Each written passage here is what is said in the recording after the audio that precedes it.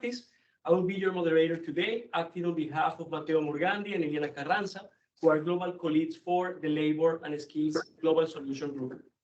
It is my pleasure to welcome you to this seminar entitled Skills Profiling Solutions, organized by the World Bank's Labor Global Solution Group, in collaboration with the International Labor Organization.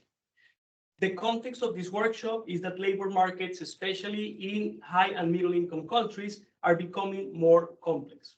The rise of digital employment opportunities, technological change, the gig economy, climate action, and emphasis on diversity and inclusion, among others, have all contributed to a speed up creation and destruction of jobs across sectors, industry, countries, and time periods. This poses challenges to the traditional ways we monitor skills and labor markets, which generally relies on surveys that may take years to roll out and to analyze. In this context, there is a need to identify more agile ways to monitor skills and labor demand. Digital technology and the rise of labor market monitoring platforms and online employment platforms offer a unique opportunity to assess skill gaps and labor demand in real time, using AI and big data. At the same time, today's labor market is becoming more focused on skills than on credentials. In this context, digital skills profiling systems offer a unique opportunity to enable workers better signal skills to employers and speed up job matching. In this context, this seminar will provide participants with practical examples on, first, how to monitor skills demand using data on digital vacancies, and two, how to create and adapt skills profiling tools that can enhance signaling and foster more rapid job matching. This seminar is part of the digitally enabled Labor Market Solutions Knowledge Frontier Group, which is a community of practice that aims to bring together practitioners from across the World Bank to connect, share knowledge and experiences, and collaborate to identify innovative solutions for today's rapidly changing labor markets. Before we start, a reminder that this website is being recorded and the video and the presentation will be available after the event. Now, let me introduce the two keynote speakers in order of intervention. First, Verónica Escudero. Verónica is the head of skills, ALNPs, and policy evaluation team at the ILO, and her presentation will focus on the use of online applicants and vacancy data to study skills dynamics. Then I will give the floor to Samantha De Martino. She's an economist at the Social Protection and Jobs Global Practice and also part of the World Bank's Mind, Behavior, and Development Unit, is short for EMBED. And Samantha will provide an overview of SkillCraft, which is a framework for measuring skills and employment and entrepreneurship and an open source applied digital tool. We also invited a series of TTLs at the end who have been trying to work and use SkillCraft to lead the discussion of how they have begun to integrate this application in their analytical and operational work. Each presentation will take about 15 minutes. After that, we will have 15 minutes for Q&A. If the audience has questions, please, those of you connecting virtually, please type them in the chat and we can basically give them to the speakers. And those of you participating in the room, please feel free to voice your questions. So with that said, Verónica, the floor is yours. Thank you very much, and thank you so much for the invitation. It's a real pleasure and an honor to be here. Let me share my presentation. And okay, hold on 1 second. This one.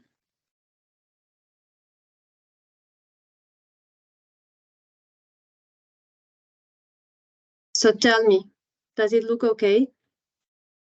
Yeah, right screen.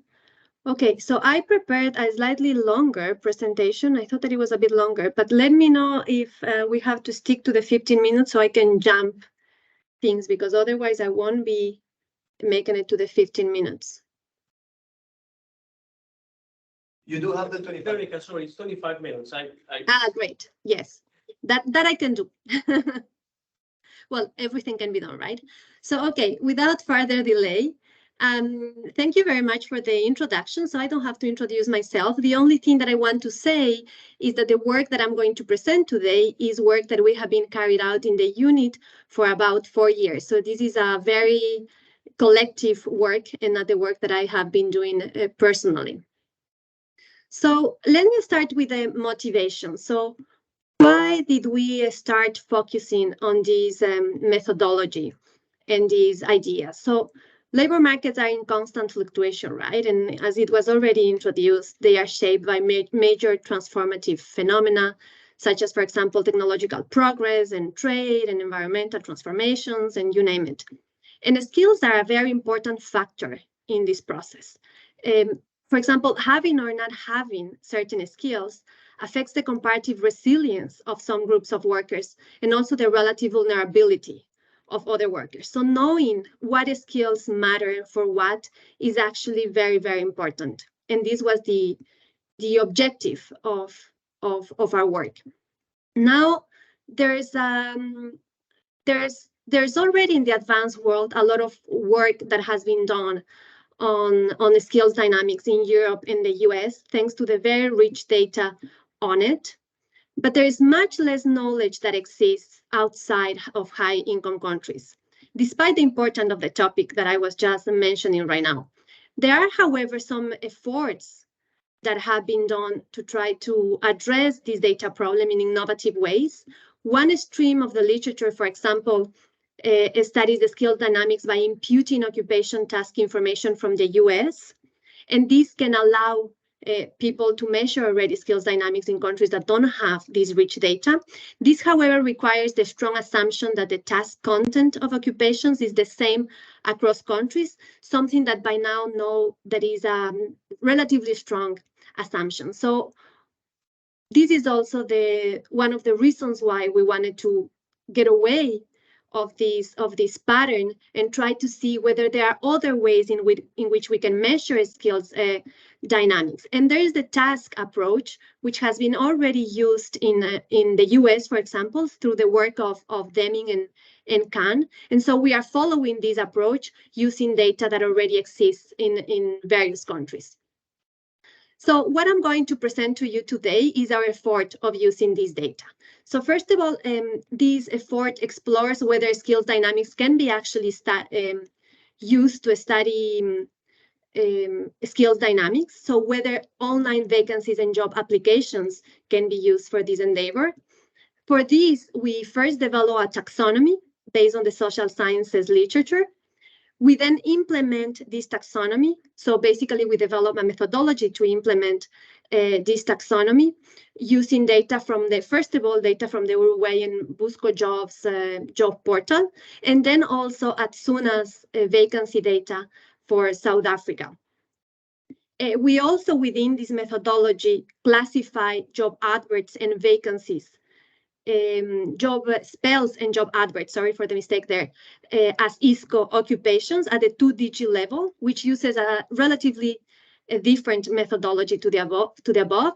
And then we assess whether skills required and skills supplied and the mismatch between these two, how they look like, how bundles of skills look like as well, and whether there's an association of these bundles of skills with higher wages. So I'm going to present our efforts in these three points. And then at the end of the day, what we want to do, but we haven't gotten there yet, is to deepen the knowledge on the role of skills in fostering better labor market transitions or mediating shocks and transformations. And this is still a work in progress, so stay tuned for that part of the analysis. So now let me start with the first part, which is the taxonomy conceptualization. So why we created a taxonomy and how we went about it. So there are a number of taxonomies and ontologies that exist already out there, but there's no one that is both succinct and complete. So our first objective was to create a taxonomy that is comprehensive so that it includes all possible branches of skills or categories of skills, but that is sufficiently succinct so that it can be used for research, because our objective is to use this taxonomy for research. Another objective is that this taxonomy needed to be suitable for emerging and developing economies. In this realm, what we did is to put a lot of emphasis on manual skills, which is a category that has been totally forgotten in the academic world. And then it needed to be a taxonomy that can be adapted to online vacancy and applicants data, so that it can actually be implementing using this very specific type of data. So that's what we did.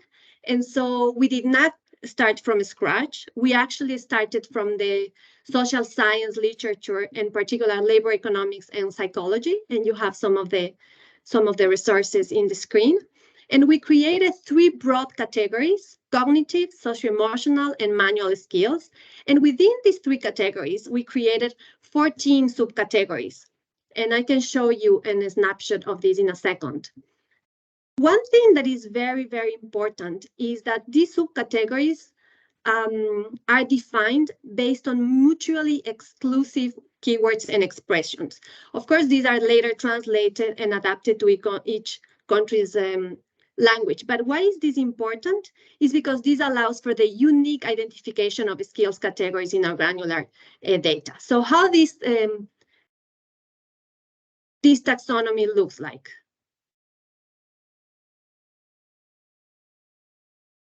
You see it, right? Yeah. So for example, for cognitive skills, we would have the big category here, and then the subcategory here, and the words that are characterizing each of the subcategories, and the same for socio-emotional skills. So we would have character skills, social skills, people management skills, and then the words that characterize those skills, and the same for manual skills. And so now let me take you to the second part of our work, which is once we have this taxonomy, then we want to implement this taxonomy using big data, as I mentioned before. So our first effort was to use Busco Jobs data, and then we moved to Atzuna. Busco Jobs is a job board, which is the leading private job portal in Latin America, especially in Uruguay. Has a very high coverage of 60% of online vacancies.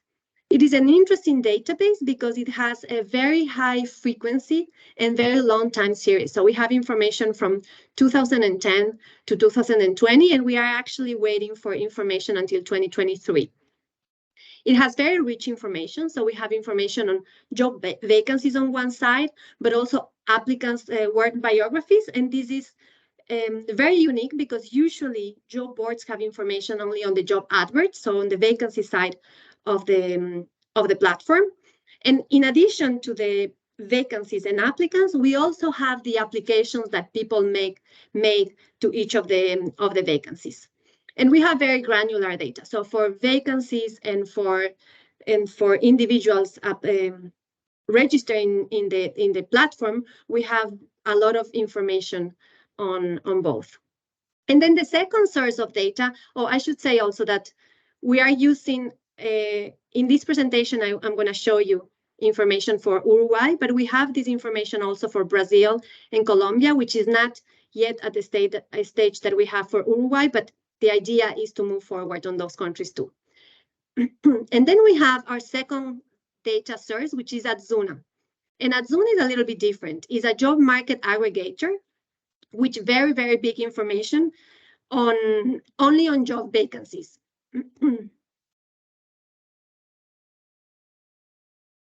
Only on job vacancies. And what we are using is data on South Africa, and we have 6 million unique job adverts. So as you can imagine, this is very big. And for Russia, we have 170 million observations. So you can only imagine how much time it takes in the server to run this data. This is actually a headache of us. And these databases also have very detailed information on both job requirements from multiple sources, including salaries, location, companies, etc. So very rich data.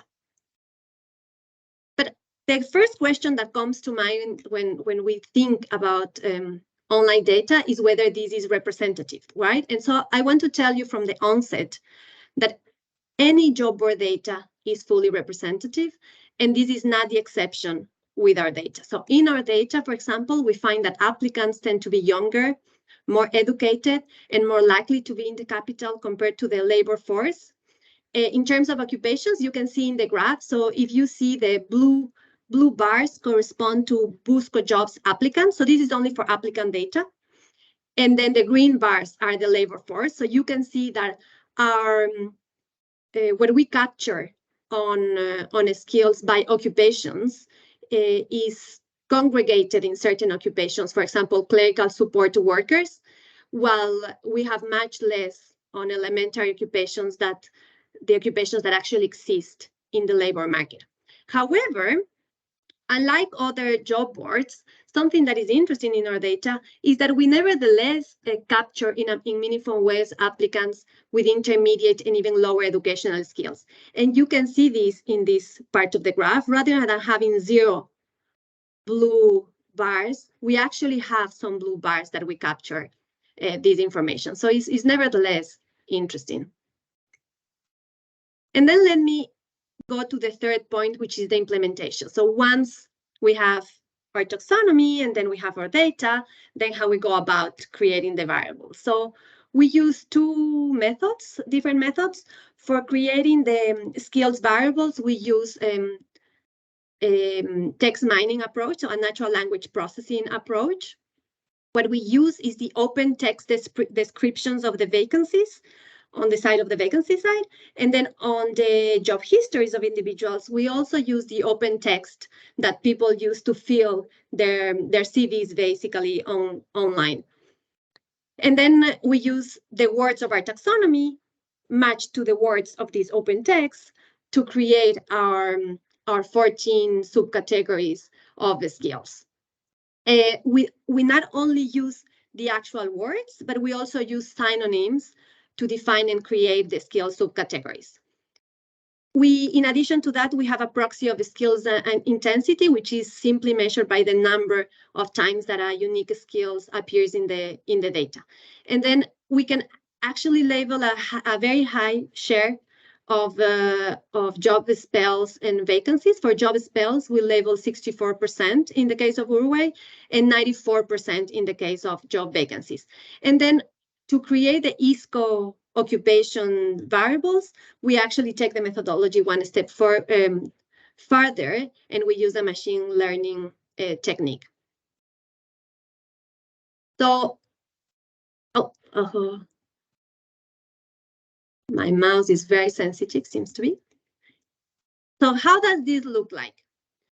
So you can see here the word clouds of the most frequent words used by skill subcategory. So what I'm showing you here is for South Africa, because words are in English, otherwise for Uruguay words would be in Spanish. And so this is only vacancies. You don't see the skill subcategories, they are very small, but it doesn't matter because I will tell you. So within cognitive skills, for example, can you see my mouse? Great. So within cognitive skills, for example, let's go to software and technical skills, which is this cloud here.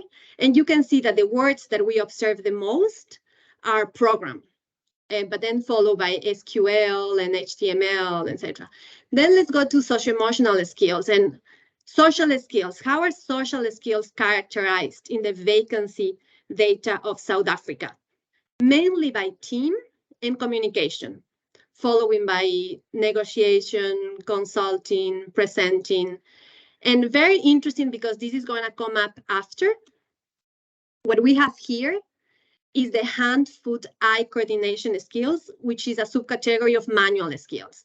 And what we observe the most is transport and drive. So keep this in mind because it will come afterwards. So this is just an example of the result of our analysis. And so with these ideas in mind, so we have the taxonomy, we have the data, we have the methodology to implement the taxonomy in the data. So we now have the variables. And now let me tell you what are the types of analysis that we can already do with these variables? So I'm going to present work in progress. So this is extremely new because we finished processing the database not very long ago, but it is just an idea it is just to give you an idea of the types of things that we can do with the data. So first of all, let me tell you about Uruguay. So as I told you before, one interesting thing about Uruguay is that we have both the supply and the demand side. So we have the job histories of people, and we have also the vacancies. And so what we can see here is on the left side, we have the applicants, so supply side, and then on the right-hand side, we have the vacancies, so the demand side. And we can see, the first thing that we can see is that the light blue bars are the categorizations when we use both keywords and synonyms, while the darker blue bars are only using keywords. So the first thing that I want to show you here is that the performance of our methodology improves dramatically when we use keywords and synonyms. And this is a lesson learned for this methodology for us. And then we can see that in terms of the supply of skills, most of the skills are congregated in cognitive skills, but also in customer service skills, which is not surprising when you saw the occupation bars, people management skills, and also social skills. And when you see on the demand side, what we can see is that vacancies demand cognitive skills the most in Uruguay, followed by social skills, people management skills, and customer service. So this can give you already an idea of what comes next, which is what are the gaps between supply and demand. And so this is what I want to show you here. This is a graph that shows the skills mismatches in applications and job adverts. So the red part of the bar is going to show you the actual mismatch, meaning when vacancies have requested a skill, but the people who apply to that skill haven't said that they have this skill or don't have the skill actually.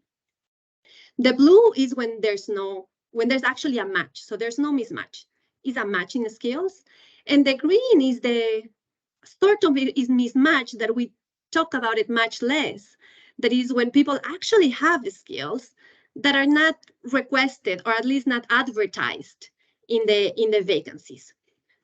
So I guess that the most striking conclusions from this bar is that writing skills and character skills have the highest mismatches, which you can see here in red. And this can mean two different things. And to segregate between the two, we are going to have to do much more analysis, but this can mean two things.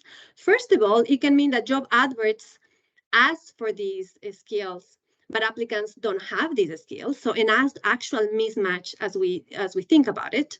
And the second one is that applicants have these skills, but they don't actually say it or advertise it when they write their CVs. And both things are very important because mismatches are not only about having the skill, but about knowing how to advertise the skills that you have. And so we are going to have to go farther on these and disaggregate and understand what of the two situations are we having in Uruguay. And then we have another thing that we have that is interesting is that we have cognitive skills for which we have the highest percentage of matches, and as well customer service skills and people management skills. So this is just a bit of food for thought. And now let me tell you what we have been doing in South Africa. So in South Africa, we have been doing similar things, but not in terms of mismatches because we only have vacancy data, but we have taken a step further in the analysis. As I told you before, what we want to do with this work is to understand what skills work and for what. And so the first thing that we have been, well, not the first thing, but one of the things that we have managed to do in South Africa already is to try to link the skills with the levels of wages that are, or salaries that are offered in the vacancies, to try to understand what is the relationships between the skills that are demanded and the wages or salaries that are offered in those vacancies. And what we see in this graph is that the highest, let me probably explain you first. So what we see here in the radar chart is that the yellow-orangey surface shows you the 20% lowest salary. So these are vacancies that offer the 20% lowest salary. And the purple one is telling you the same thing, but for the highest 20% of salary. So vacancies that offer the highest 20% of salaries. And what we can see is that the skills that are requested in the highest salaries are social skills. Well, first of all, cognitive skills, but not very, actually, first of all, social skills, very close to cognitive skills. And then we also have financial skills, right? And then on the lowest salaries, we have basic computer skills, character skills, customer service skills, and hand-foot-eye coordination. Probably another thing that is very interesting from this graph is that you can see that highest paid job adverts require more skills, which you can expect because you may understand that job adverts that require more skills are more complex and therefore are better paid. So that's already a conclusion in itself. And then we want to see whether there are any systematic interconnections between skills. So it's very important to know what skills are the most demanded, but it's even more important, I would say, to understand whether there are skills bundles that are necessary. And we find in these network analyses that there clearly are bundles of skills. There clearly are interconnections between the skills, and that these interconnections, very interestingly, actually change depending on the level of the wage of the vacancy. So they are not systematically the same for all types of vacancies. We have here in this side of the network analysis, the highest vacancies that pay the highest salaries. This is in quartiles, what the one before was in quintiles, but that doesn't really matter. And the one here, so left-hand side, are the vacancies that pay the lowest salaries.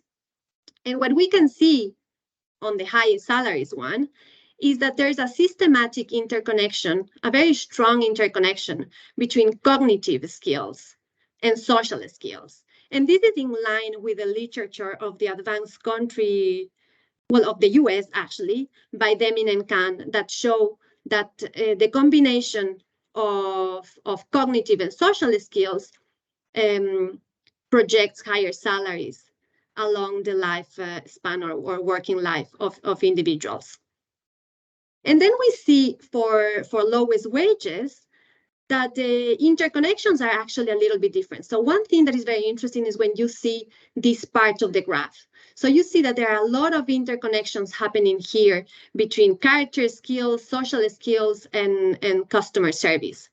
And another thing that is interesting is when you see manual skills here, that you also see some interconnections between manual skills and some of these socio-emotional skills that we have here in these bubbles. And to conclude, hopefully I'm not doing too bad on time. I think that I'm about time to finish. So to conclude, what we have here is a similar thing to what I told you before in terms of skills bundles, but from a more formal perspective. So here we have carried out, we have come up with some coefficients that can tell us that the skills that are in blue here, so these first 4 skills groups, so skills subcategories, are the ones that have the highest contributions to salaries when they are present in the job adverts. And this is a little bit to be expected, right? I mean, we see these skills that are very complex, and so you expect that they would pay higher salaries. But what is more surprising and more important from the policy perspective, from my point of view, is what are the underlying skills that are associated with the higher paying skills. And here, what you can see is that consistently, job adverts that require these skills require at the same time a mixture of social and cognitive skills again. So one could think that yes, hard skills are important, but actually it is this combination of cognitive and social-emotional skills, in this case, social skills, that are driving higher paying vacancies in the labor market, at least of South Africa. And with that, let me conclude. So this is just a little bit of an appetizer of the types of things that we can do with this data, and we are moving forward in this direction. So what I can conclude is that in our view, online data on vacancies and applications to a job platform are actually a suitable source for studying skills dynamics outside high-income countries. Our approach, an advantage of this approach is that it relies on data that is currently available in many countries across the world, and that it allows for country-specific analysis, which is not to be neglected. Another distinguishable feature is the ability to study detailed skills dynamics across time, which are representative for both demand and supply when we use Buscojobs data. In the case of Atsuna, it's only demand. There are, of course, issues of representativeness that need to be taken into account in the choice of research questions that we have.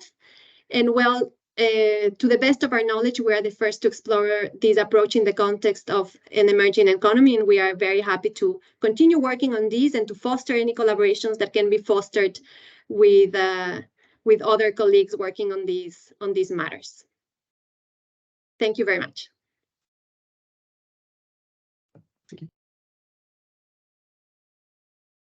Thank you very much, Veronica. Excellent presentation. Really, really a nice way to illustrate also some of the results. Look, now we're going to have about 10-15 minutes for Q&As. I was told that people who participate, they can actually open their mics. So please raise your hand if you have a question, and then you can pose it to Veronica. So we have first Nitin, who has a question. Nitin, over to you. Thanks. This was a wonderful presentation. I learned a lot. Thank you for that. My question is, basically, the last slide provoked me into thinking when you said that socio-emotional skills are critical. That's fine, hard to disagree. That they're complementary, also hard to disagree. But if they're self-declared, is there a signal there? Because the company could say we need this complementary skill, but on the supply side, how to verify it? Why wouldn't everybody just say that I have the socio-emotional skills? And it's a bit easier to fake than to say I have nursing skills. How would you comment that? Thank you.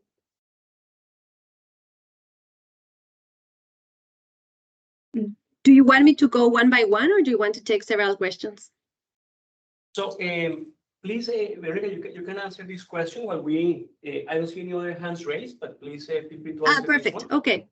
So this is a very important point, Nitin. So in the case of South Africa, so in this case here, or in this slide here, actually shows even more clearly, it is the vacancy side, right? So we are probably not having necessarily that problem, but you are talking about the skill side of the picture, which is very relevant because we have data on the supply side as well. And I can tell you a couple of things. The first thing is that these are not dropout menus in which people can choose and say like, yes, I have these and I have that and I have that and I have that. So this is open text in which people are going to write their description of their last job, basically. The way how you describe your last job in your CV. And while it is true that you can write whatever you want in your CV, it is difficult to think that you would strategically choose exactly the words that you believe are going to be needed in systematically in the jobs that you are applying. Because this is done at a word level rather than at a list type of level. That being said, it is true that the bias exists and may exist. And one proof of that bias, small or big, is an empirical question, is that one of the analyses that a colleague of mine, Hannah Lehman, is carrying out with other colleagues in academia is to understand what are the differences in applications between women and men and how women and men advertise differently in their CVs. And they are finding that exactly there might be this difference. So differences that we see in the way how women and men present their skills when applying to a position might actually be related not to the fact that they don't have these skills, but in the way that they present these skills. Now, I think that this is relevant for the skills profiling conversation that we are having today, which is, it is not only a matter of having the skills, so that's training, and that's very important, is a matter of how do we present the skills, which is a conversation, is a different type of skills, how one presents the skills, and is a conversation that we can have in the next sessions, as well as you have much more experience on that than I do. Thank you very much. Thank you, Veronica. We are starting to get some questions in the chat. Let me voice them to you, Veronica. One of them is from Sara De Lorenzo. And basically, she's saying, thanks for the interesting presentation, Veronica. I would like to know a little bit more about the process of gathering the data from the job platforms. Can you share also if there were any data privacy challenges? Over to you. Very good question. So this is, so I guess that the answer is a little bit different by type of database. So we have Busco Jobs database, which is a job board. This job board is not an actual company that sells data to start with. And so it was a little more problematic from the perspective that the data was not totally clean and ready to use, like for example, what you would expect when you receive burning glass technology data, for example. And so we basically communicated with the enterprise, and we acquired this data. We have to process. So the data came in different separate batches of data, which we have to join and we have to clean and etc. before. So we spent, I don't think that I exaggerate when I tell you that we spent a good year cleaning the data before being able even to start using it. So it was, that's the challenge, but the data at the same time is very rich and it has both sides. So it has the different advantages. On the Adzuna side, it's very different. So Adzuna is a data enterprise who sells aggregated web scrapped data in a similar way of burning glass technologies, if you are more acquainted to that database. And the database is much bigger, even if it has only vacancies, it's much bigger, but it comes in a much better shape if you wish. So there is much less need to clean the data before starting creating the variables that we wanted to create. It does come with duplicates, though, something that Busco Jobs data didn't come with. So that's a caveat. And in terms of data privacy problems, we haven't had any problems. I mean, we signed all kinds of agreements, as you know, in international organizations to say that we cannot identify people when using this data. So it's the same type of thing that you would do when you get administrative data for a country. So it's not different than that. In our case, at least. I don't know, in the case of the companies, that would be a different question. Okay, no, thank you, Veronica. There are some other questions coming, basically from Carlos Ospino and also from Eileen Ishik. Basically, if you could remind them about the taxonomy that was used, that's I think they coincide in that question. and also whether there was an API to interact with, and also mechanics. If you have any code available that is open access in a way to do some of these analysis. Then there is another question from Isabella Garcia, which is basically, what is the minimum amount of data, basically on job vacancies and applicant profiles, that you need to conduct this type of analysis, as, let's say, percentage of overall vacancies or labor force. And also how you combine data across different platforms. For example, if there are like 2 or 3 platforms and maybe each single one of them may not have enough coverage, but maybe if you combine 3, that may be more interesting. Over to you on those questions. Perfect. On the taxonomy, so probably the best is that I show you actually. I show you a snapshot of the taxonomy, which was around here.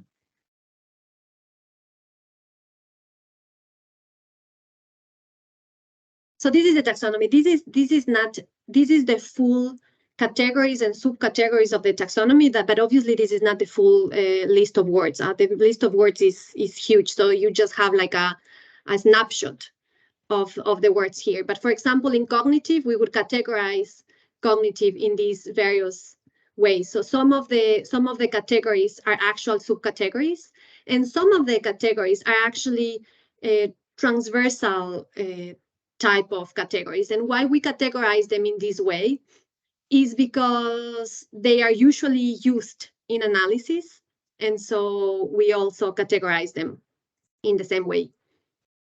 It's the same with here. So these would be actual subcategories of socio-emotional skills, and these would be actual transversal types of skills. But even when we have this type of skills, we do not repeat any of the words that define the category, so they can be exclusive. Then there was a second point that I didn't get, and a third point on mechanics. So if you can remind me the second point of those questions, but in the meantime, I can already answer on the mechanics. So this is, I should have put here and I didn't, but there's some of this work is being published already, and some of the work is work in progress. So the work that is being published already, we are actually preparing as almost as we speak, the revise and resubmit for the first methodological article, which describes the methodology that we use to create the variables. And the idea of this taxonomy is actually to be replicable by other people. So yes, definitely, the code is going to be available, the descriptions are going to be available, and we are going to be available if you want to use the methodology, because this is the objective of this work, and we are already using the methodology in other databases. And the feedback approach that will create is only going to help us improve our work.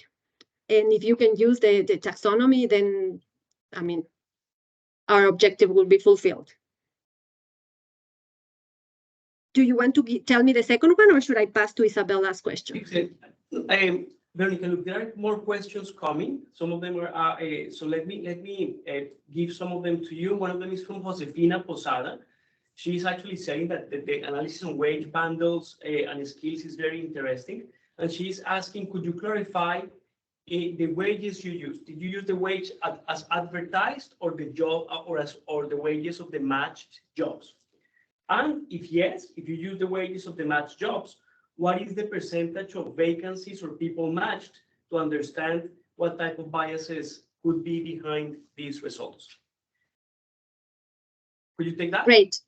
Yes, definitely. So let me just take one step back, because I didn't answer Isabella's question. So how to combine platforms? This is a question that we ask ourselves as well. Not necessarily to combine with other platforms, but how to combine this data with administrative data, for example. If we want to analyze better working conditions, then the best way to go about it would be to match it to administrative data, right? And how to do that using these job portals or job aggregators. So that depends actually on whether you have a national identifier or names in your database. So exactly in the administrative data. If you receive that data with identifiers, you can match it. If not, you don't. There are lower probabilities of receiving these from job aggregators because they are aggregators that take from many sources, but it is not a straightforward the answer of whether it is possible or not to receive identifiers. In terms of the wage that we use, okay, this is a very important question. So for the data that I presented to you here in South Africa, these salaries that are here. So for South Africa, we only have vacancies. So usually the vacancies come with a lowest bound of the salary offered and the highest bound of the salary offered.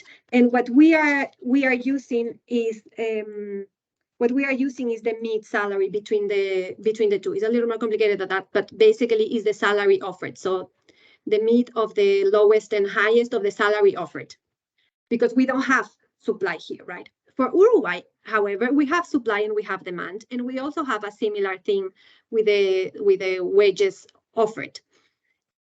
What you describe, which is using the wage that is actually registered in the contract after having chosen the participant and negotiated, that would actually be the dream of whoever that is doing research on using this data. But while we have the application of people to the vacancies, we do not observe who was hired, which means that we do not observe the final wage of the participant unless the participant registers again in the database, and we can observe that job as a past job in the history when he applies or she applies for a new job. So in the case of Uruguay, we're also using wages offered because we don't have access to the wage actually. We don't know who was selected for the position. Let me put it to you this way. Okay, thank you, Veronica. Maybe to on a related question from Eileen, is that she claims that data from Mexico, for example, not always have wages on the vacancies. So the question is, in your data for South Africa and for Uruguay, how many of the vacancies had information on wages, right? And then let me go back actually to another question that we believe was important, which is, what is the minimum number of digital vacancies that you may need as share of all vacancies or a share of the labor force to have some type of meaningful analysis, to embark in this type of exercise? Over to you on those two. So in terms of the wage data for Uruguay, for example, we have 20% of our sample that has wages offered. And given that the database is big, then actually that's enough. And that's around the same thing that if you read the literature, usually these databases come with a share along those lines. In South Africa, we have more, and the database is bigger too. So that's great news, which also takes me to the other question, which is what is the lowest share? I don't think that there's a straightforward answer to your question, to be honest. So it really depends on the type of method that you want to use. If you have an experimental approach, for example, you don't need a lot of data. But if you want to use a quasi-experimental approach and then divide it by doing a very rich heterogeneity analysis by gender, by age, by location in the country, by skill, by occupation, then of course you need a very big database. So your sample can have room to be divided into the different sections that you need to divide to be able to carry out the analysis. Now, if the question is, rather than when you use this data to answer questions of cause and effect, if what you are wondering is what is the size of the data to be able to apply our methodology, the methodology is relatively, how to say, heavy. So it makes sense to apply this methodology only if you have big data. If you have data, well, if you survey yourself, then the idea wouldn't be to apply this methodology, but to use the methodology at the onset to actually gather your information by following this methodology. So the methodology could be used from that perspective as well. We haven't, but could be used from that perspective as well. And that would be useful even for databases that are smaller. Thank you, Veronica. We have some more questions in the chat that I'm going to maybe share with you offline just for the sake of time, because I think we reached the time to pass to on to our next presenter. So let me actually leave the floor to Samantha for the next presentation. Over to you, Samantha. And do you mind putting the Miracast on so that I can...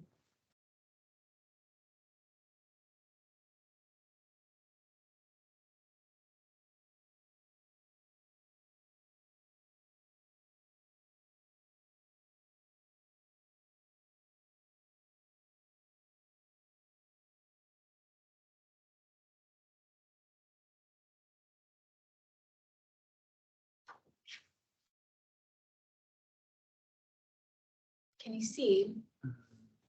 Ah, there we go. All right. Well, thanks very much for having me today. And I think this next presentation will complement Veronica's work quite a bit, as we're switching a bit more to observing skills and measuring them in order to, really also address skill gaps. So to start with the outline of the presentation, I'll begin with the motivation for this work, and then I'll introduce the framework for measuring the workplace and entrepreneurship skills.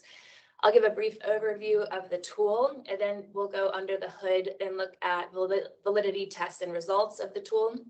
And then we'll explore some applications of it with 3 case studies that have some results. And finally, we'll conclude with lessons learned in a discussion.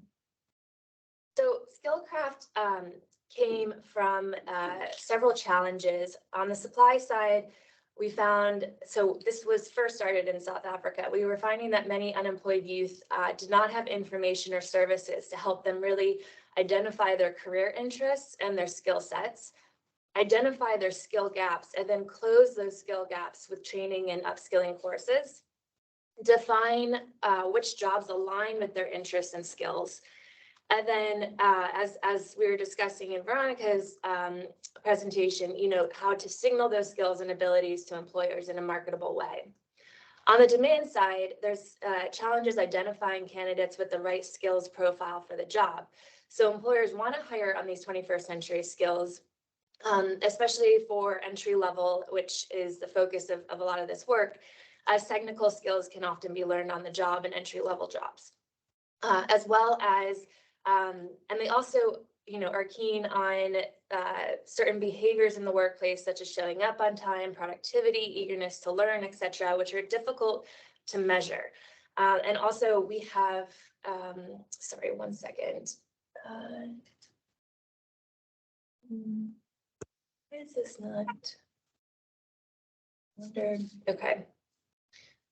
Sorry about this. I'm trying to. Okay, we'll just go back. So the solution was to build a psychometrically sound online and offline profiling tool that could be free for our counterparts to use to help reduce these information asymmetries in the labor market. So currently, several countries are embarking on this journey to essentially set up a portal that beneficiaries could assess their skills online and help aggregate it into a CV to then apply for jobs. In India, on the right, they're using a proprietary company called NAC with those 3 games below, which we've actually done quite a bit of work piloting in 5 countries such as Bangladesh, South Africa, Cyprus, Peru. But we weren't able to assess the psychometric properties of the tasks themselves because the information was proprietary.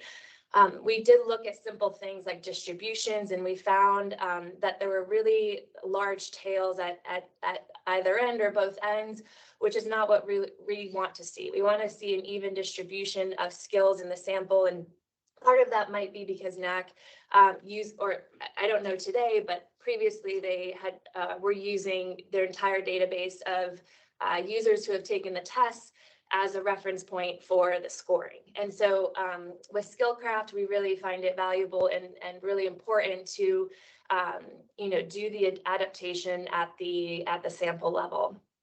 So essentially, before jumping into SkillCraft, when we saw that this wasn't going to work for us and our counterparts, we decided and we're thinking that, we could actually develop a tool ourselves that, measures these types of skills that are important for the labor market.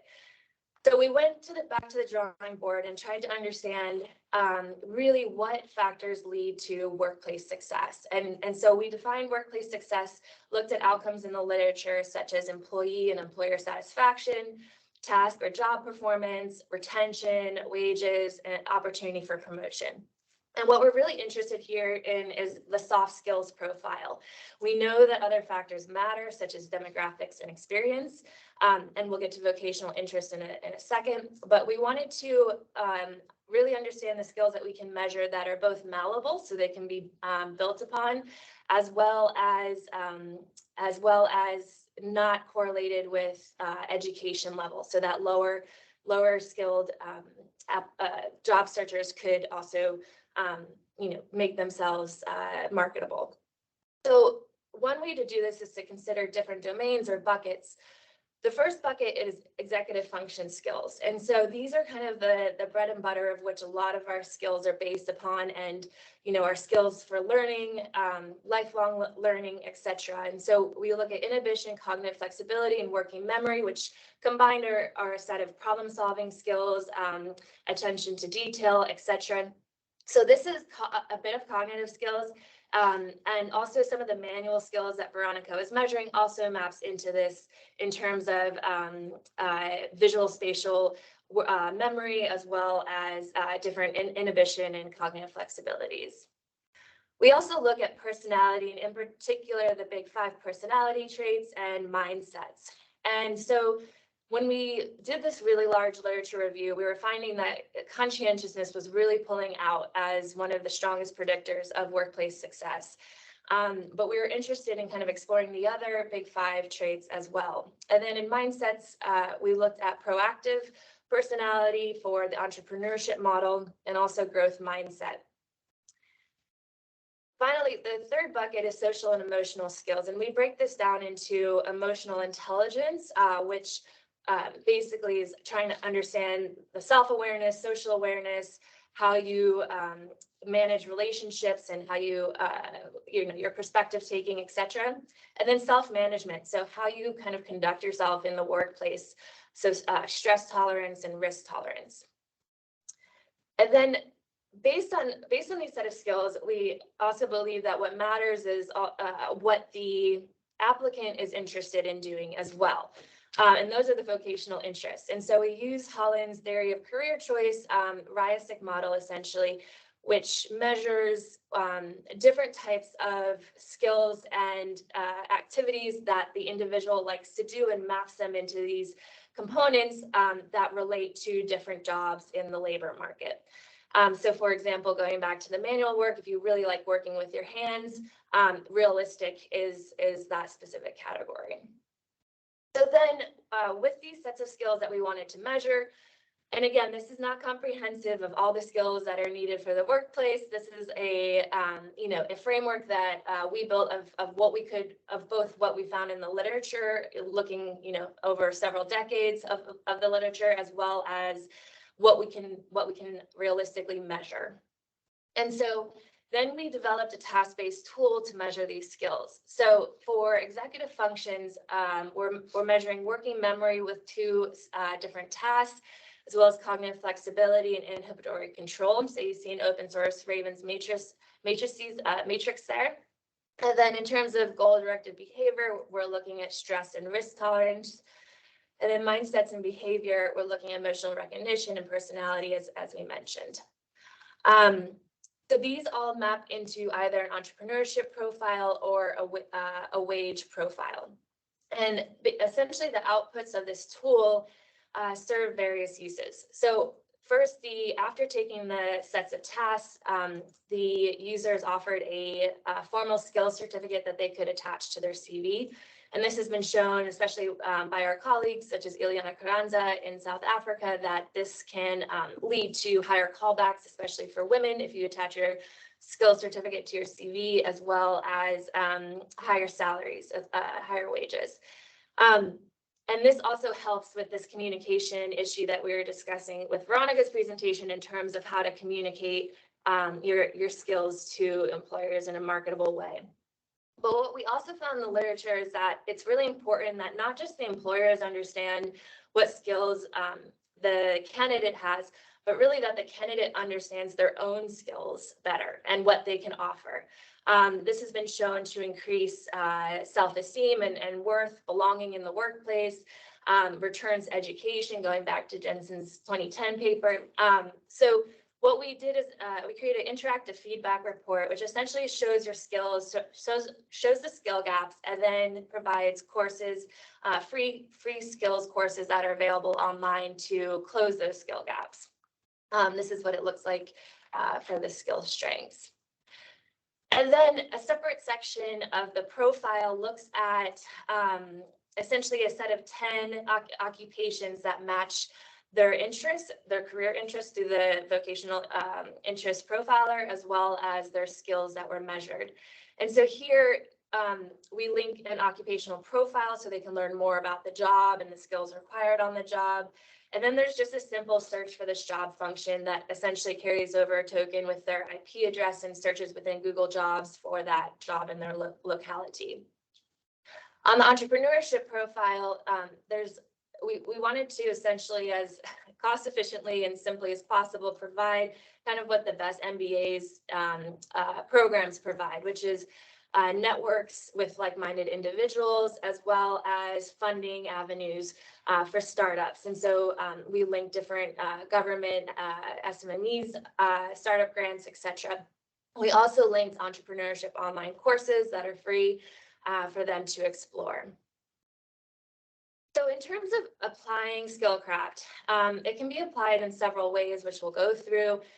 The most straightforward way is kind of how I've been explaining the tool thus far, which is to provide workplace skills feedback to the youth and to the employers. As mentioned, it can increase their sense of belonging and effort.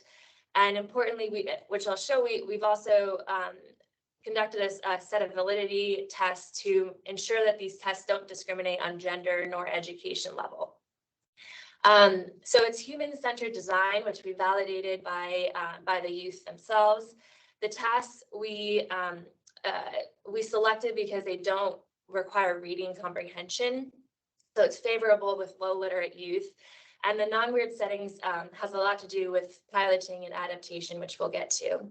But it can also help in terms of matching to training or courses, as well as to jobs, and help facilitate the green transition, which I'll get into as well. So in a small survey that we had in South Africa, 80% of the employees we worked with surveyed stated that the report increased the probability of selection, saying that even when the selected candidates have relevant work experience or the educational background, they often lack the right workplace attitudes and ability to grow and learn. And then in terms of the entrepreneurship skills feedback, it could support those who want to start a business, as well as those who are struggling to grow their business in terms of access to skilling courses and networks and funding. In the social protection space, we're exploring integrating SkillCraft in Case Compass, as it can provide skills feedback to beneficiaries, as well as skill feedback on the beneficiary to the caseworkers to essentially help match them better to different services that are available. So we're going to focus for the beginning on this left side of providing youth and youth the feedback on the skills and kind of what it can lead to. So let me just show in full transparency, it is a promotional video. So let me just play this.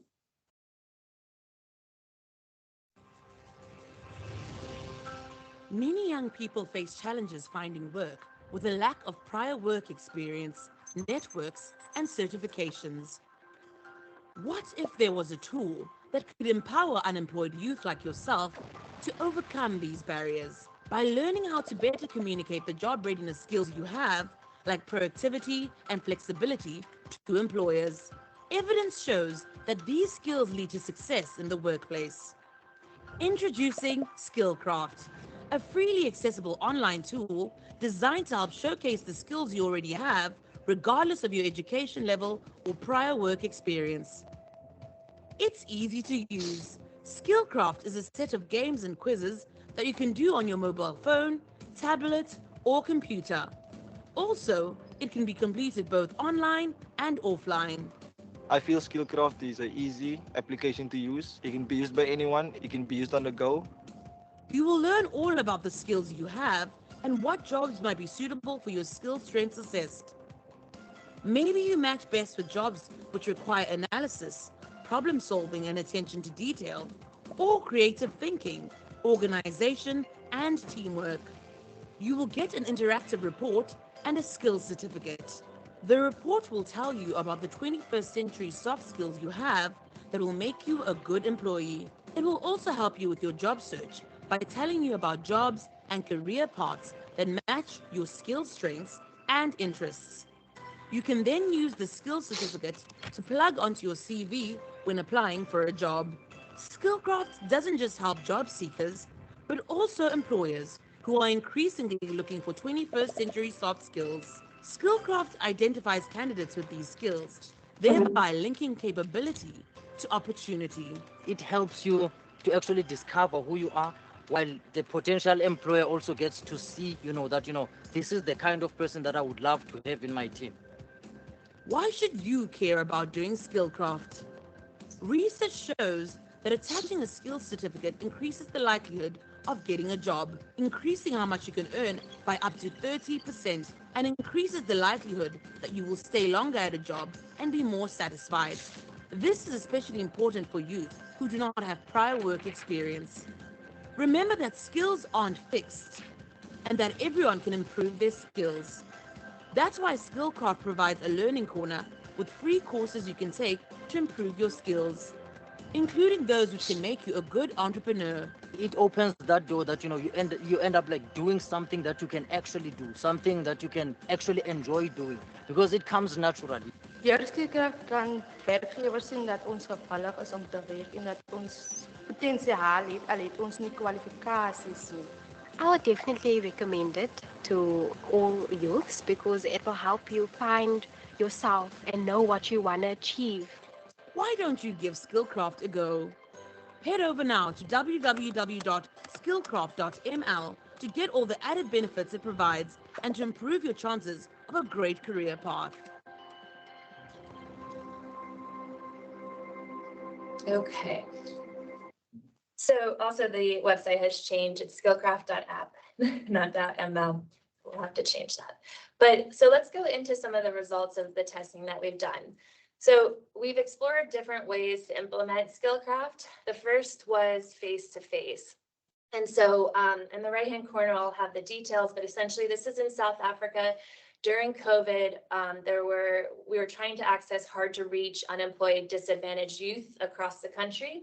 And so we worked with an employment accelerator called Youth Employment Services, which is a private-public partnership, to essentially conduct both registration for their program as well as having SkillCraft as part of the registration process.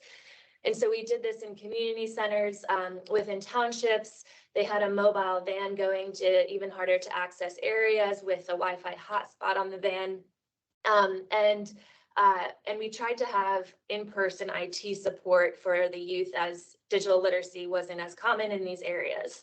And so the use was for providing skills feedback and eventually for matching to different types of training that YES was offering.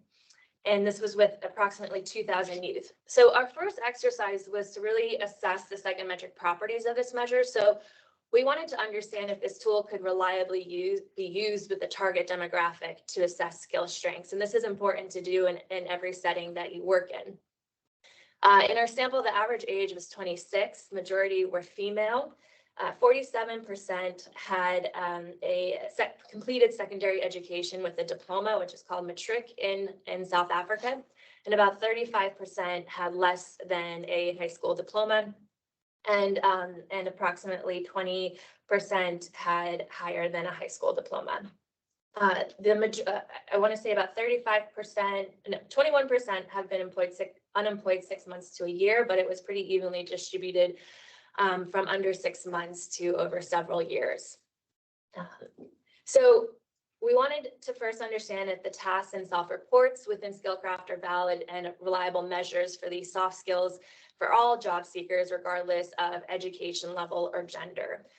And this involved a lot of piloting and repiloting to essentially make sure that our final results were valid. So we looked at construct validity, which basically says, okay, do we see correlations among skills that are theorized to measure the same underlying meta construct? So for example, the two tasks that we have for working memory, do they correlate? And amongst all of the skills that we're measuring, we see correlations within those facets of between 0.2 and 0.6, which is what we want to see, because it's showing that it's tapping into something, but that there's a unique variance shared by each of the tasks in order to keep them included. We also looked at, of course, Cronbach's alpha, and we would repilot and change and adapt the scales. For example, I know there's issues with this group with Big Five, and so we've changed a lot of the Big Five depending on which sample we're in, to get the Cronbach's alpha closer to 0.7 or above. And then we looked at concurrent validity. So do we see correlations between skills and not necessarily outcomes here, but what we think it's trying to capture. So we looked at basically their wage history, the length of time employed, etc. And we saw, different types of skills were mapping into different types of outcomes of importance.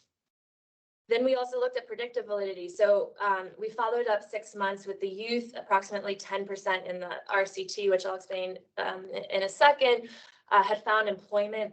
We looked at outcomes of employment and wages and performance on the tasks and self-reports. And we see that cognitive flexibility came out in both employment and wages, inhibitory control, working memory, self-management, and then mindsets and some personality. And so what's interesting also about this exercise is that depending on the sample, we find different tasks predicting employment and wages in different settings. So it's not as if, if we were to just take these tasks and make a shorter measure, that would be great for every context thereafter. So then we conducted a randomized control trial with this sample. So one of the great things about this tool is that you capture data passively in the background and at no cost. And so you're able to, conduct a lot of studies and analysis on the data. Sorry, that says 4 million. That's the next study. This is still the group that we've been working with.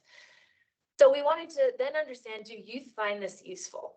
And so, of course, there's some bias in the self-report responses to these questions, but, 59% said that the report provided new information about themselves that they didn't already know, and 87% said it helped them understand their strengths and weaknesses. It also said it helps with interviews and job search and getting a job. And these responses didn't differ by demographic. So it was, across the board, they found it useful. In terms of the randomized control trial, what we did was we exogenously varied the feedback report that they saw. So either they saw the full interactive feedback report, or they saw just the skills feedback, or just the job occupation mapping feedback, or a very simple simple feedback report that has no interaction and doesn't do any mapping. And we found that the full interactive feedback report was the strongest in results compared to the simple feedback report, in that it increased upskilling by 6%, job search effort by 5%, and we saw a 20% increase in reservation wage, which is indicative of the youth finding themselves, perhaps more worthy and having a bit more self-esteem in what they have to offer in the labor market. 6 months later, when we followed up, as I mentioned, we found a 10% increase in employment of those with the interactive feedback report. and job search effort had increased by 15% and behavior by 18%. So our conclusion on that study was that combining clear feedback on job relevant skills with also information on how those skills and interests map into jobs, and then providing actual tools for them to use that information. So then to, use the upskilling links or to look at the occupational profile of the job really helped improve youth employability in that setting.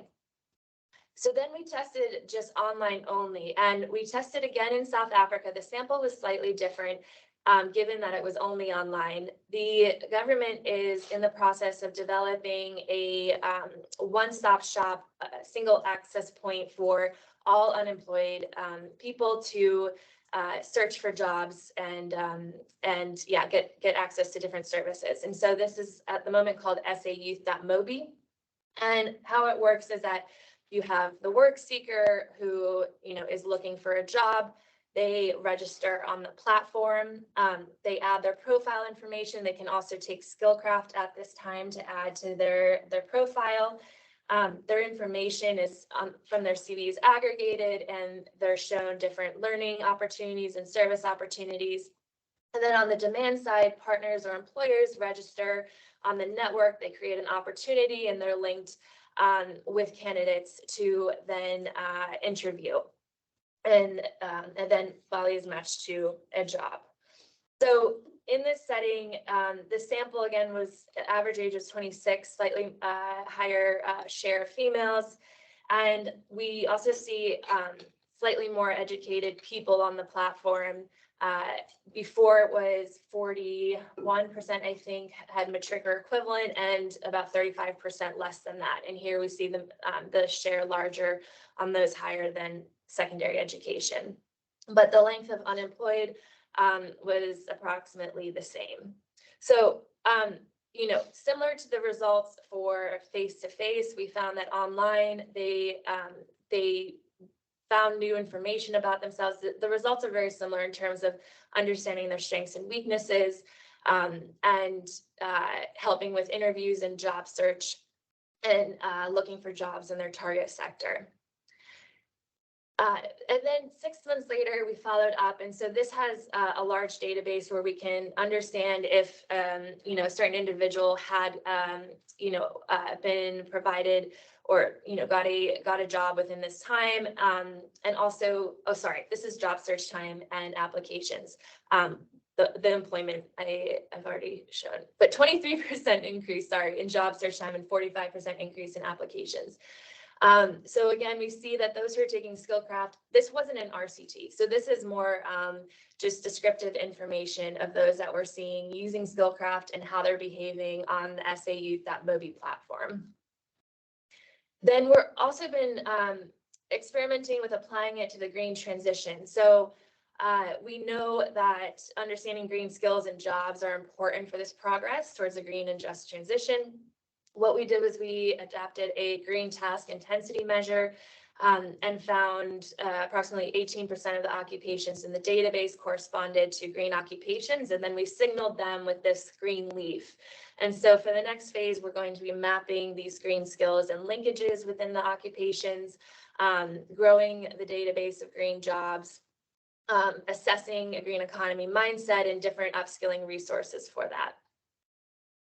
Separate application in the social protection realm is with Case Compass. So we're exploring integrating it within Case Compass, essentially for offering it as a referral for the caseworkers to provide to their beneficiaries. So intake and assessment is where they would take SkillCraft, and then in the set of referrals is where they could be offering it. So we're currently working with the Case Compass team on this, and we're piloting it in Italy with the GEPI platform, which is for the caseworkers under the Ministry of Social Protection.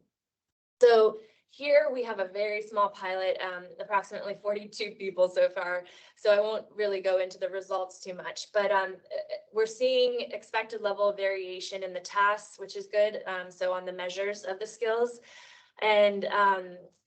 But we do have to adapt different skill level thresholds to the Italian context. So that means, kind of what is about, what's 50%, and above, for example.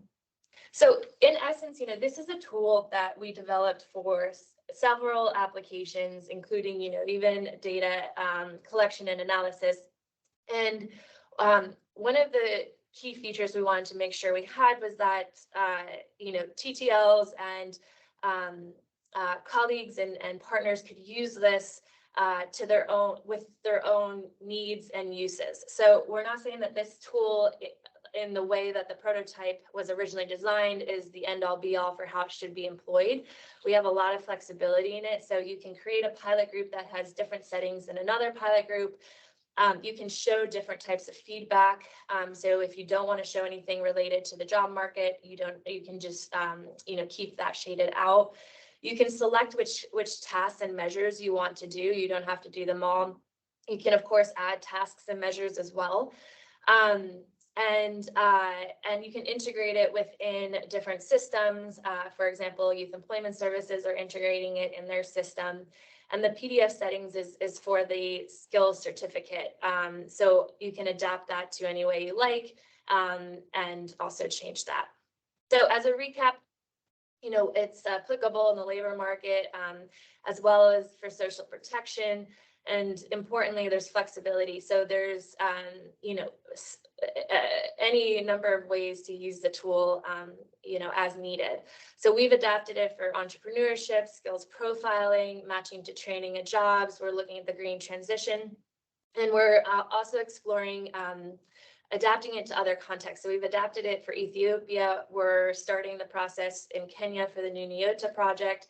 As well as country teams in MENA, EAP, ECHA, and LAC. So if you want to adapt SkillCraft to your setting, ideally we'll also be organizing a clinic for training, so that, because there's a lot of details to go into in terms of how to adapt and what to adapt and all the flexibilities. So stay tuned for that if you're interested. But in summary, ideally, you work with your counterpart or partner to brainstorm on what their needs are and understanding what systems they have in place, and if there's to be integration with that. And then you'd want to translate SkillCraft. We currently have 4 languages, and we're building a 5th. But other adaptations will be needed. And then, of course, mapping local labor market occupations. If you want to link to live job openings, that's something that we don't currently have aside from that Google search feature. And then you want to be piloting the prototype over and over again with your representative sample of beneficiaries, and then adapt the tool based on those findings. And more and more testing is always good. So on lessons learned, there's a lot of lessons, and for different online versus face-to-face, but essentially, in summary, it's important to know that this doesn't assess core competencies that are related to the education sector in terms of language literacy and numeracy. It's not a substitute for job placement. Face-to-face and interviews are always, key and necessary to have. As I mentioned, piloting is necessary both for measurement and the type of implementation that you're doing it in. And job seekers, especially those that are more disadvantaged to some extent, will still need in-person support. So we find that the intermediation services really play a crucial role in this success. Trust needs to be established with the partners and the private sector for using this tool. It's very useful for policy monitoring and data collection, and as I mentioned, can be flexible. So yeah, that's the presentation and open for discussion now. Thank you. Thank you. Thank you, Samantha. Really interesting platform. So we have about 15 minutes, yeah, right, for Q&A. So if you would like to have a question, please either raise your hand or submit a question in the chat. I also have a question. Oh, or here in the room, we have a question, please. Yeah, I'm just wondering, so you talked about the profile that it's really targeted towards youth with more or less education. Have you trialed it with any older populations? Yes, so in Italy, the range is 19 to 62. And then in the online application that we did, the education level was skewed more towards higher education, those with higher education. So what's nice is that we don't see performance on these tasks correlated with level of education. So yeah, so therefore we are comfortable, again, it has to be piloted in the setting, but we're comfortable when we pilot it and see that it can be used for both the higher skilled and lower skilled.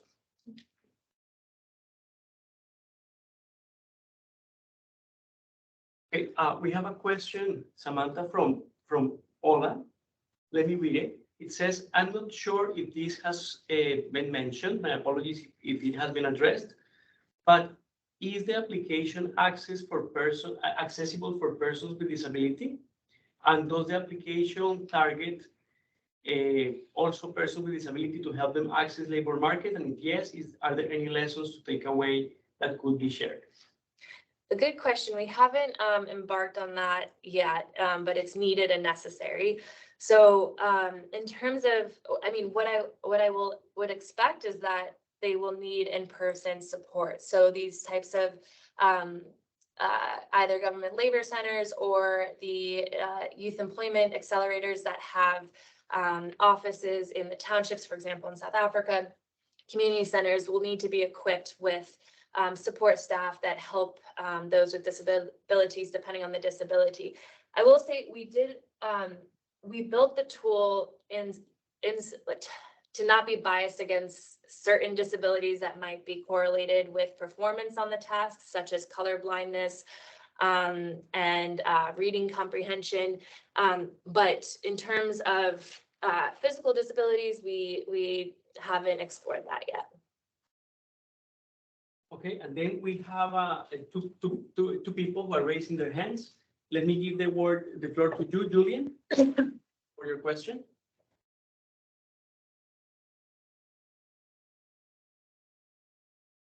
Hi, good afternoon. Thank you very much, and thank you for the excellent presentation. It was extremely interesting.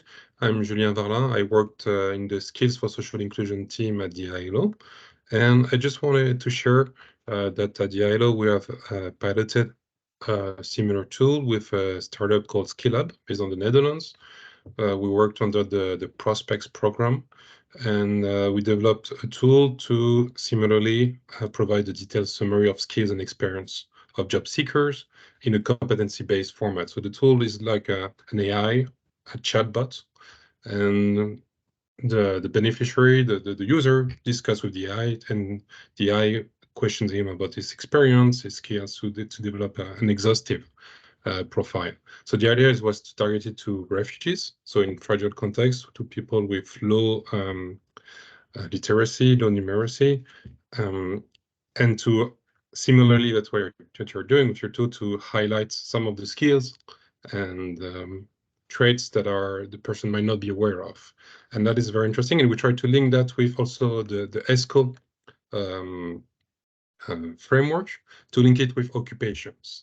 And this is something that you mentioned on your presentation, the linkage with occupation. Now I understand from your presentation that the tool is mostly focused on character traits and some core skills. So my question is, how do you do the link with the occupations, which require also some technical skills?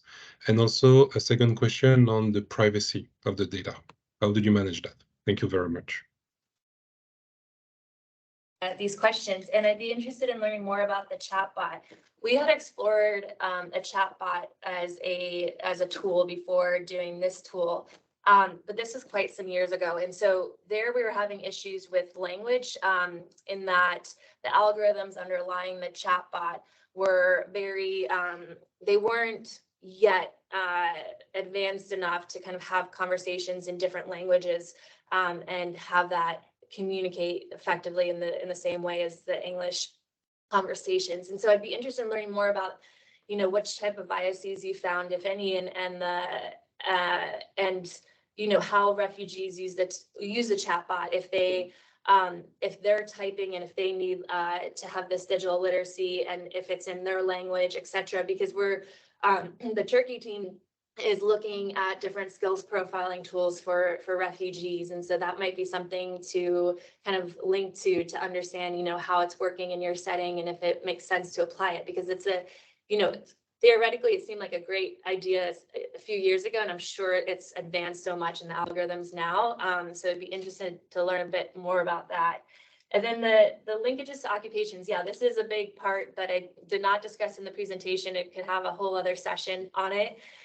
What we started out first with was essentially linking, the skills that we measure, we found the corresponding skills in the ONET database, which is the US Department of Labor and Statistics, which have, you know, hundreds of skills that they have measured for each occupation, and it essentially gives a profile of skills for each occupation. And so we look at the profile of the individual for the skills that we measure and correlate it with the 10 closest occupation profiles for the skills that we mentioned. So not for the technical skills, but for the skills that we measure. Now in South Africa, we went through several different types of adaptations as well. The latest version, we essentially, Youth Employment Services has adapted the tool in their space. And so we worked with their implementation partners to essentially do the same kind of exercise that the Department of Labor and Statistics did for ONET, where they surveyed the people in the job and the people that were offering the vacancies and said, you know, on a scale of 1 to 5, how important and how often do you use this skill? And this is the skill, ... and then created the profile correlation. So we did that for several occupations that came up that are more frequently available for the demographic that we were looking at in South Africa. But the truth is like it's not, you know, we say the ONET way is kind of the quick and dirty way to basically get at some type of matching, with the understanding, or rather with the assumption that we're making is that, especially for entry-level jobs, similar skill sets will likely be needed. For example, a cab driver in the US likely needs this, and a cab driver in South Africa likely need the same type of visual spatial working memory in terms of, you know, parking, parallel parking, and remembering routes, etc. Although now with Google Maps, who knows?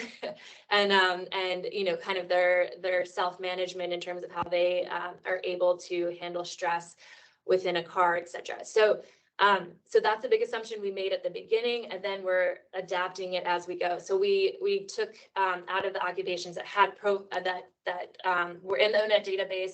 We then matched it with occupations that are found in South Africa, and so we didn't do all the occupations in the ONET database, and then we tried to narrow down the or rather adapt the type of skill profile that's more relevant for that context.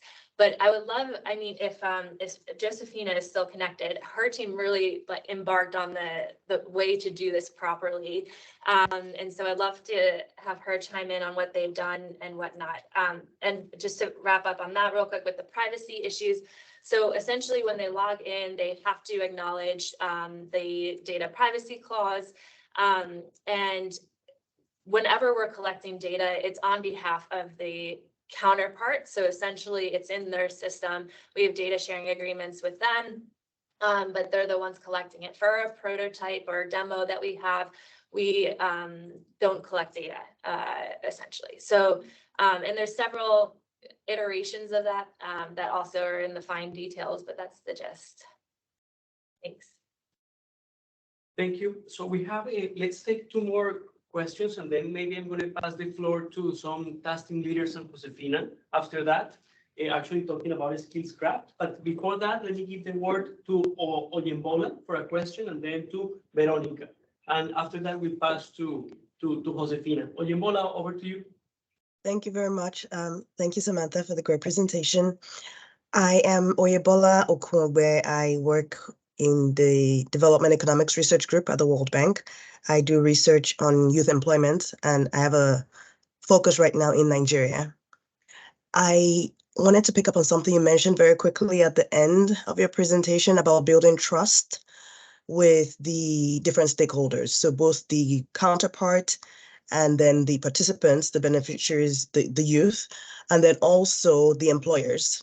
So I wanted to see if you could say a little bit more on each of those and maybe focusing a bit on the employer side of things. I'm thinking about the skill certificate that the youth are receiving and how do we kind of make that a credible signal to employers and also make sure that that's not like forged. But I think even more broadly with even the partners, the government partners, seems like you've been very successful at building these partnerships. So it'll be great to hear about what went into those. Thank you. Veronica, do you want to go and then we let we take the two answers at the same time? Two questions or to you? So thank you, Sam, for the great presentation. I was interested at the end by you are also mapping skills for green jobs, and I was wondering how are you defining those? Because we have also been thinking of creating this subcategory, and we are having trouble actually finding literature that can corroborate the definition for this. Great. Yeah, so real quick, Veronica, on that, we Wendy Cunningham was on our team and she developed a green intensity task measure that's similar to, adapt some bits and pieces of what's in the literature. So I can send that it's a paper in progress, but we can send some information on that as well as the resources that we looked into in terms of kind of going from the literature to application.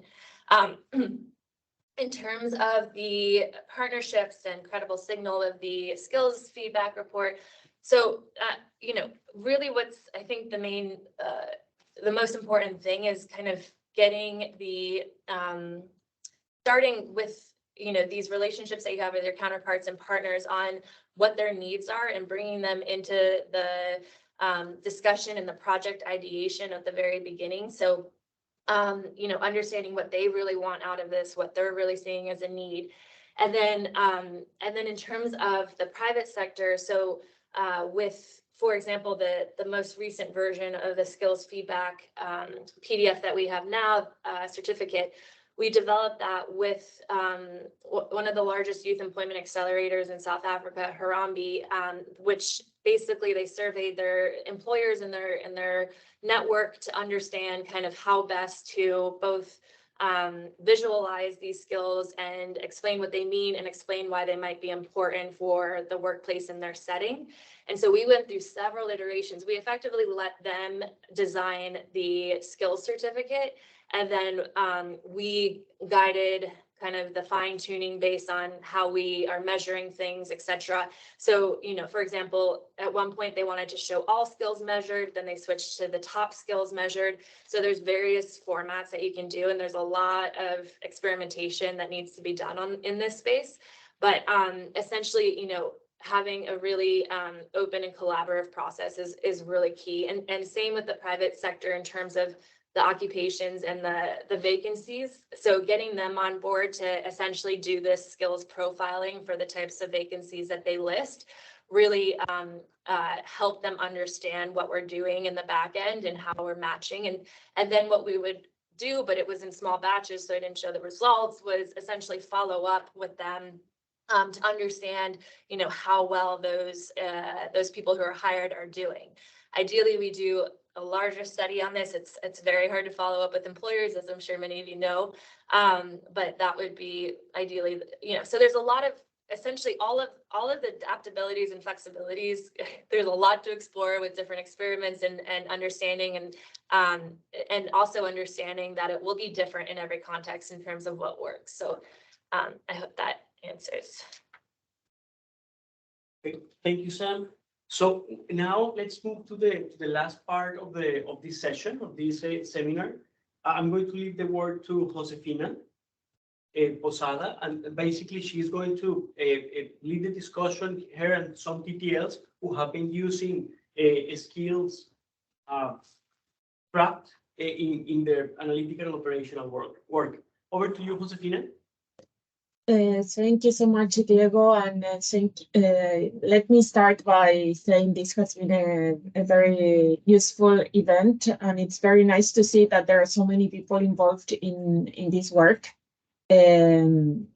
Maybe Diego, and this is a little bit impromptu, so let me start by giving a little bit of context of the work that we have been doing in Indonesia, and maybe we can take it from there. So just for everybody here to know, in Indonesia, we were preparing a project with the government of Indonesia, with the Ministry of Manpower, in order to support them in developing a labor market information system. So our work, that was a long journey in a way, because it started by explaining to the government of Indonesia, and also for us to think what was an advanced labor market information system. So our first report consisted precisely on trying to define the functions of a labor market information system, how job intermediation would play a role as part of that, how much needs to be happening online with digital services, and how much should be happening in person. Through that process, another function of the labor market information system would be giving what we call labor market intelligence, but is exactly explaining to the different users of the labor market information system what is happening in the labor market and what are the occupations and the skills that are on demand.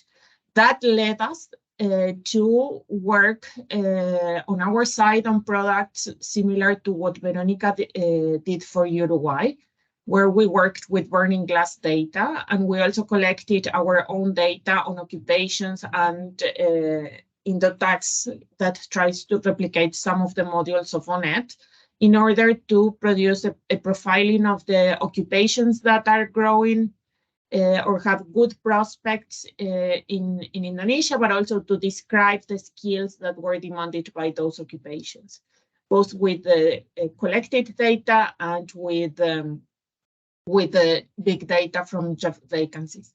So a lot of what we heard from Veronica for Uruguay until the part where you start talking on wages is very similar to what we did in Indonesia. And also we spend a lot of time also analyzing the different potential biases this data may have, because there was, and this goes a little bit into the recommendations for other TTLs, right? The government of Indonesia had that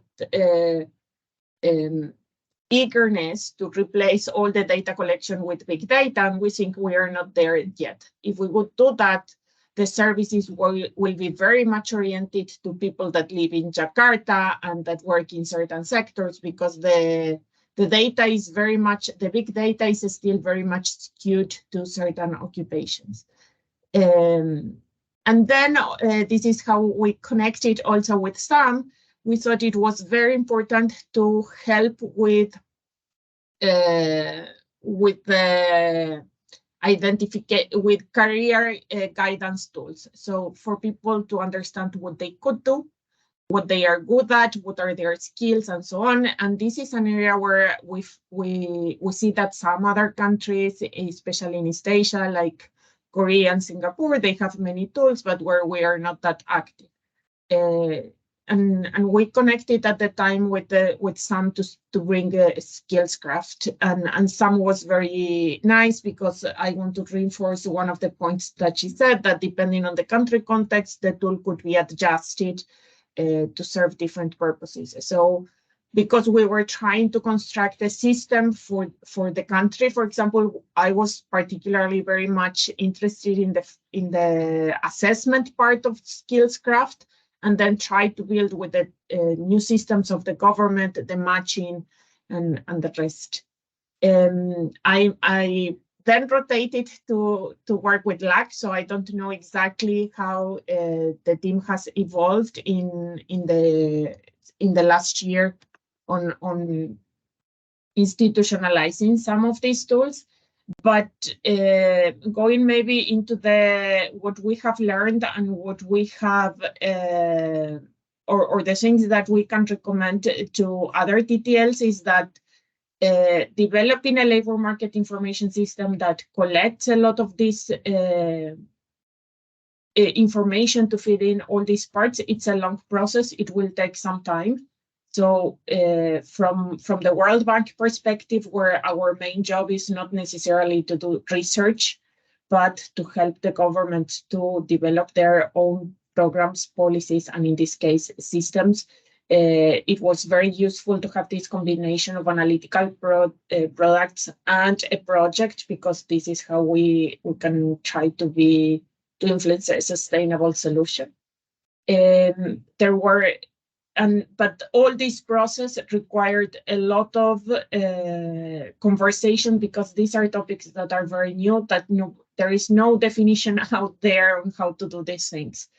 And this required a lot of effort. Maybe I stop here and I can reply to Veronica later on the green jobs. This is exactly a tool that we developed using the data for Indonesia. We did our own taxonomy of green jobs, and I can explain that later too. Thank you, Josefina. Very, very useful. There are other TTLs we would like to invite to chime in. One of them is Harry Munoz, who has been working in the areas of skill profiling, especially in LAC. Harry, over to you.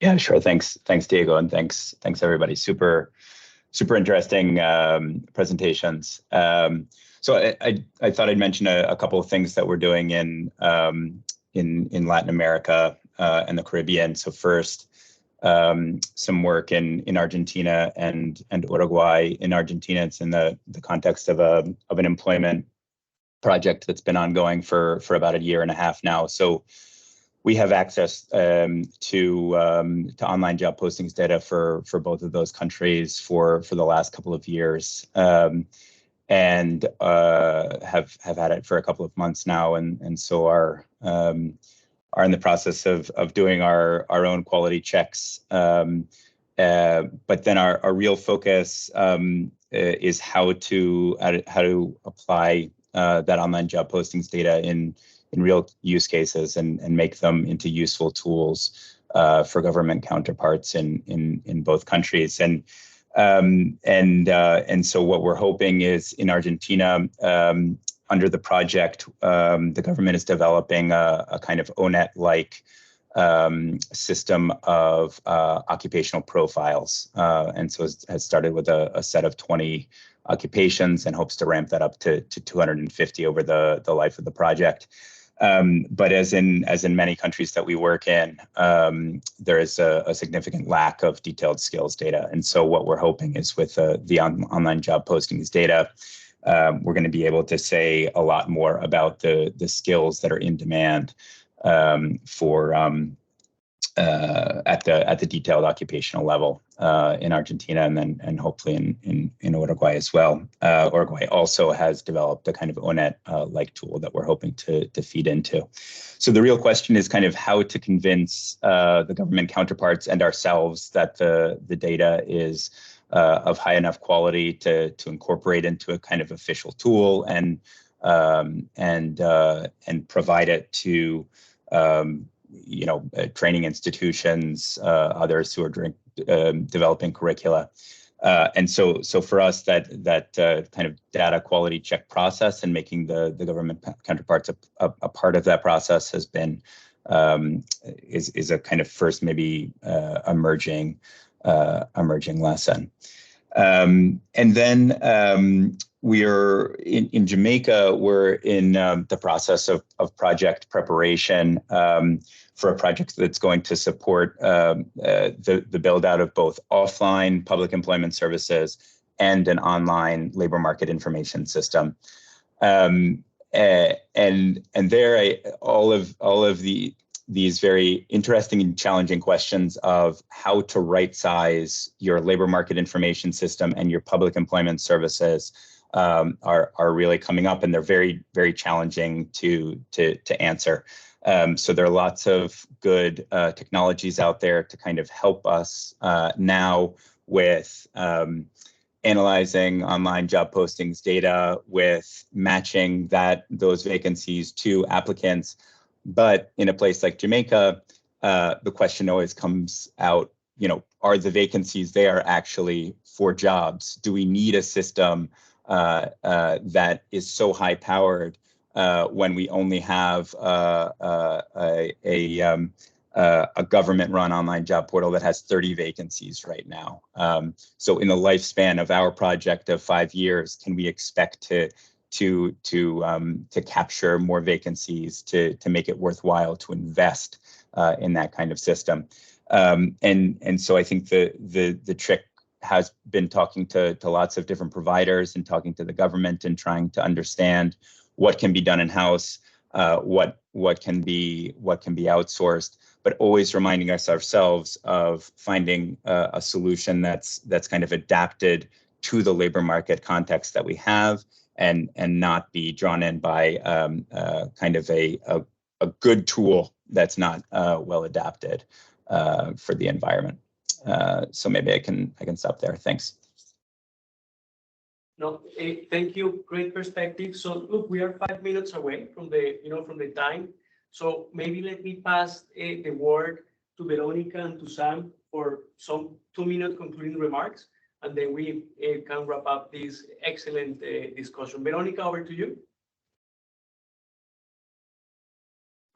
Thank you very much, and thank you for sharing these experiences and how to use these tools. It makes me really think about how to make the tools that we have been working on more usable by practitioners and by policymakers at the same time. I think that one thing that came systematically to my mind when hearing you all is the fact that there is a bit of a lack of understanding of, so people talk a lot about ONET and ESCO, and I think that these are very interesting tools when analyzing skills within occupations. I think that there might be a danger when using the categorizations of the US to implement those in particular countries. But I think that there is a lot of progress that has been done, for example, by countries in constructing their own ONET, as Harry just mentioned in the case of Uruguay and Argentina. We have used the data of Uruguay, and although there is availability only for 22 occupations, it's very rich data that can be used. Now, how do I see a complementarity with the work? I'm just thinking of how can we think of potential collaborations? How can we work together on this? And one aspect that comes to my mind is in places where you may want to use a characterization of occupations. What are the skills that are characterizing occupations? And where you may feel that you don't want to use that shares of the US and make them applicable to the country, then in some of those countries for which we have information, then we may have the solution, so you have country-specific information. Of course, this is limited, right? Because we have data for 5 countries, and so it's like a little step by little step that we can go about it. But in those countries, probably for the countries that I mentioned that we have data, probably you can keep us in mind and say like, oh, for those countries, probably we can create a collaboration and work together so we can have those characterizations of the skills or categorizations of the skills that can characterize occupations based on country-specific information. Thank you, Veronica. Sam? Yeah, so thank you everyone for your comments and discussion. I think going forward, a lot of our counterparts are exploring these types of systems that both, collate the skills of the job seekers and have to match them to vacancies in some way. And I think, there we have the first question of, do we have the funding to go with the proprietary supplier that can develop the portal for them, et cetera? And in those cases, we also have lessons learned from Namita's group and Solutions for Youth Employment. For those that we, are doing a bit more kind of analytical work in the process and advising in the process and building the tools as we go, I think we have a lot of lessons learned in terms of, how to create the databases for the jobs and occupational profiles, and then also how to measure these skills. So SkillCraft is not the end all be all, of course. And, I think there's a lot of different adaptations and changes that can be made to it to incorporate other skill testing, etc., as well as on the other and kind of making an open. So the idea behind the SkillCraft is really to make an open source, malleable tool that you can easily collect data and measure skills with. It lacks in the integrity of the occupational database, and that's where I think other open source tools based on the methods that Josefina, Veronica, and others have been working on would be really great to basically embed these algorithms in a tool that can be linked with something like SkillCraft, or but separate on its own as well, because in reality these algorithms are they're getting better and better, and we're not going to escape them in the future. So I think getting ahead of it and trying to understand how we understand them ourselves, so that when we recommend them to our counterparts, we're able to have evidence-based discussion on it, but also create these open source tools so that it's we're not really meeting these proprietary barriers at each turn. So anyway, thanks very much. Well, thank you very much. With this, we have come to the conclusion of this webinar. Really, thank you very much. I would like to thank the Labor Global Solution Group, and especially the Global Leads, Mateo and Eliana, for putting together this event, as well as Guillermo. Please, I encourage you to continue the conversation offline. I think we have seen today very promising tools, but there are challenges. The challenges, one of them is the coverage, the speed of digitalization, and the other one is maybe generating trust. How do we make skills profiling that are reliable, that are psychometrically solid, but also that we can basically create trust between employer and workers? But I think that's the way of the future. It's going this way, so we'll see more of this. So thank you very much, and please be reminded that this presentation was recorded, and we will share it with you in a couple of days. Thank you very much, Veronica and Sam, excellent presentations, and thanks for the TTLs also who commented about their work on related issues.